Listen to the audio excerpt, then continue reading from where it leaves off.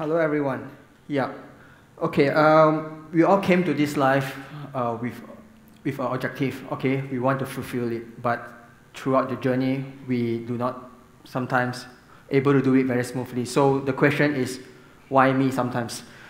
Okay, so this is a picture of me showing my left wrist. Okay, I'm not sure if you can see it, but there's actually a left scar on it. Okay, because basically I'm a cancer survivor. Okay, I battled the cancer called Rhabdomyosarcoma, which is basically a cancer that affects my muscle or connective tissues, which affected me when I was age 12 years old. Okay, so the question, why me? Why did the cancer happen to me? That is one question that till today I do not know. It's been 22 years, okay, and 18 years since my treatment has stopped. Okay, a picture of me back while I was in Form 2. Not sure you can see me. I'm the chubby little kid with the cap here, okay, the third from the left on the second row. I was probably near to 80 kilos at the time, okay. Today, I'm less than 50 kilos because I run. Okay, so the cancer that affected me at that time, okay, I was basically treated back in Singapore. Okay, a lot of things that has gone through my life at that time. So these are a bunch of friends that is within my class that actually supported me back then, okay, when I was actually not exactly to say abused or what, but poke fun of the way I look at back at then. I did not have hair, okay, I was bald, not even on my my eyebrows and so on. My left arm was casted in a plaster, okay, and I had to attend school, okay, with admission to the hospital in Singapore for every 2 weeks. It was very difficult for me and my parents, okay, but yeah, I went through chemotherapy, radiotherapy at the time, and yeah, 3 years later, okay, treatment was completed, but eventually, the 10 years down the road, yeah, I need to keep on monitoring, yeah, and gladly I survived it without any relapse and so on, and that's why I'm standing here. Okay, this is a picture of me in 1994 when treatment has stopped. Okay, at that time, this picture on the right is actually taken in China, where actually I'm actually going to seek a second opinion on treatment method, Western versus Eastern medicine. Okay, you see I was quite fat at the time, 72 kilos. Okay, and I was 51 kilos in 2008, and that was probably a year down into my running career. Okay, the people that supported me during my childhood days, my treatment until today, my late grandmom, okay, my parents, okay, they took a lot of time off, you know, in helping me with all the things in life, whether I was in admission during my studies or not. Okay, so these are the people that played a very important role for me. So, yep. So, and one of my heroes, Terry Fox. Okay, he's a fellow Canadian, but he's no longer around. Okay, he started his legacy 33 years ago when he ran from East Canada to West Canada, clocking 42 kilometers a day. Okay, I'm sure a lot of you know him because he's a cancer activist. Okay. We have a run to remember him in KL in Q4 of every year. So he inspired me, okay, in trying to give back the world on something to do, okay. So this inspired me to start off the campaign called Be Frank, which is named after me, okay. This campaign was actually launched last year in May, okay, and this is a platform for me to actually help raise funds, awareness in cancer, whether is it muscle, bone, breast cancer, nasopharyngeal, everything that is got to do with the big C's. All right. So how I do it, okay, is through the sales of t-shirts over the past 2 and 3 years. The first t-shirt on the top is the white, which is launched in 2012, followed by the gray one last year, and the one I'm wearing right now on me is actually the one that's sold this year in raising funds, and it costs about 50 ringgit. All the funds are channeled through cancer research in where we pay a lot of attention to breast and nasopharyngeal cancer. And in addition to it, since 2012 I've been flying off to South Africa to do a run.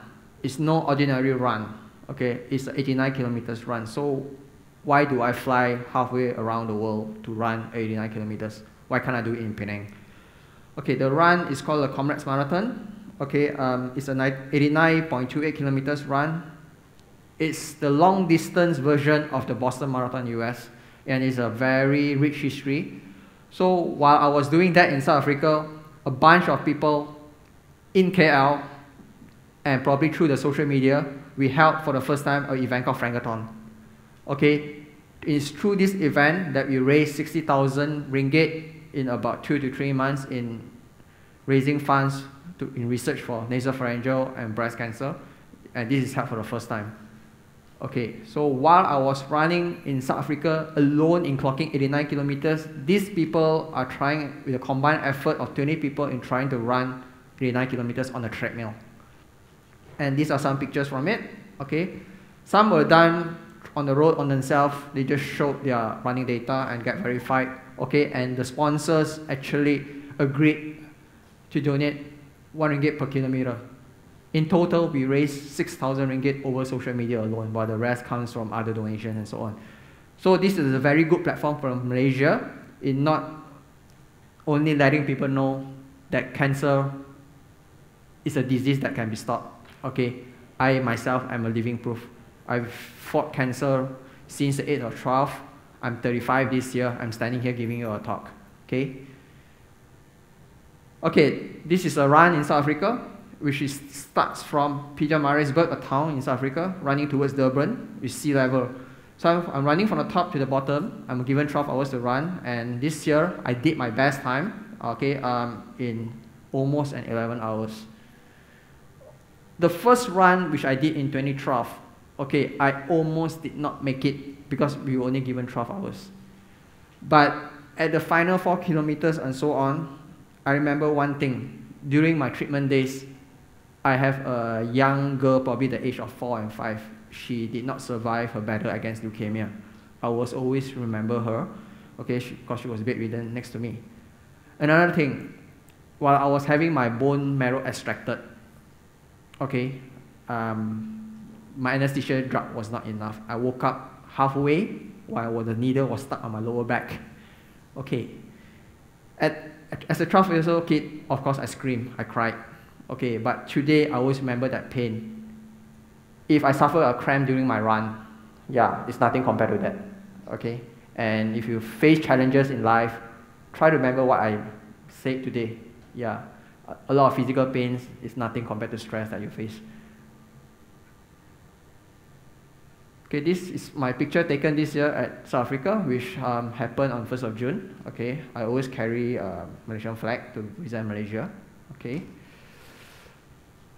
Okay, these are the people that my friends that I brought along to South Africa to run with me. All of them ran with a story to tell. Okay, and we can see a small little medal here. It's the size of a 50-cent coin. So yeah, I ran there to run and collect a 50-cent coin medal. It's very, very small compared to the other medals that I got. Yeah. Okay. Okay, the two medals from 2012 and 2013, I donated it off to my foundation at Be Frank. It's being displayed in Suwon Medical Center in Petaling Jaya, of course. The medal is small, but it tells a story. A cancer survivor ran it, and normal people like you can do it one day also. Okay, so it's an inspiration to a lot of cancer patients as well. Okay, these are my family in the Be Frank campaign. We raised funds for Terry Fox run in KL. Okay, and last year we almost collected 261,000 ringgit. Okay.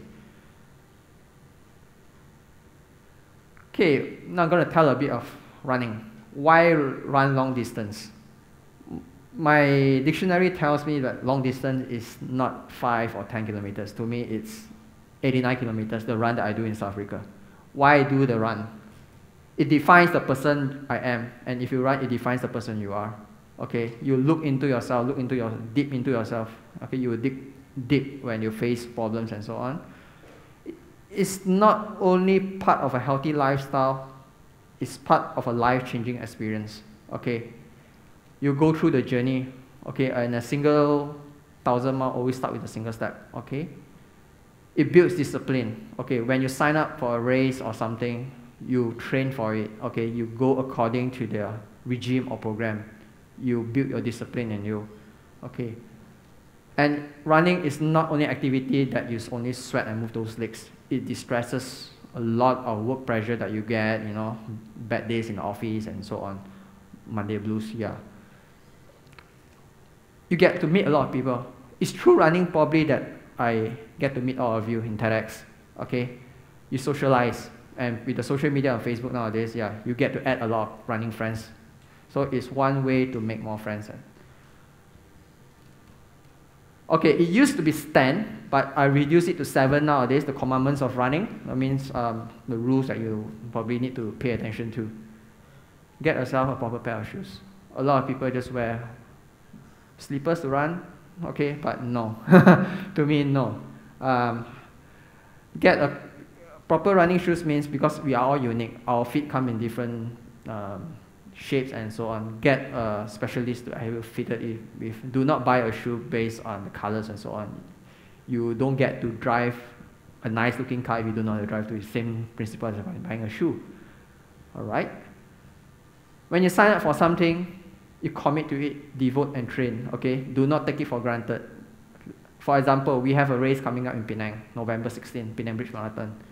Registration open in March. Okay? If you sign up, you train for it from March onwards. You do not wait till August or what. Time is right. Keep sticking. Okay? Commit to it. Prepare your mind and body. Running isn't just physical, it's mental as well. Always be positive and don't let the negative things go through your head. Okay? And it's not just about the legs. Train your body, train your shoulders, train your chest, train your core. Okay? It's not as just simple as legs. So go to the gym, lift some legs. Okay? Rest is part of training. I know runners get very fussy when they don't get to run. Okay, but no, you need to sleep. We need to watch TV. We need to socialize. It's when the muscle needs to recover. Okay? We don't run till we are injured. Sore is fine, but not pain. I put not in a capital letter because pain is something that, you know, the body is breaking down. The joints, the muscle is going to tear or something. Okay? Sore is a feel-good pain, which you should experience it once in a while. Okay? Eat and drink. When we run, we need to eat. Yeah, sometimes we do not have appetites and so on, but yes, you need to put in some fluids or food to help the body to repair. And the benefits of it, you can eat and drink after you did a very long run. It's one thing that we all enjoy, especially in Malaysia. The food here is fantastic, right? Okay, a picture of me taken back in South Africa again. Okay, this was the 2012 t-shirt that I said.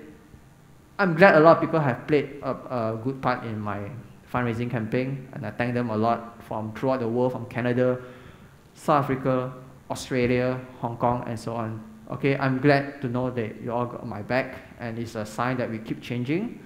This year, if you can see from my back, it's actually called Outrunning the Big C Together.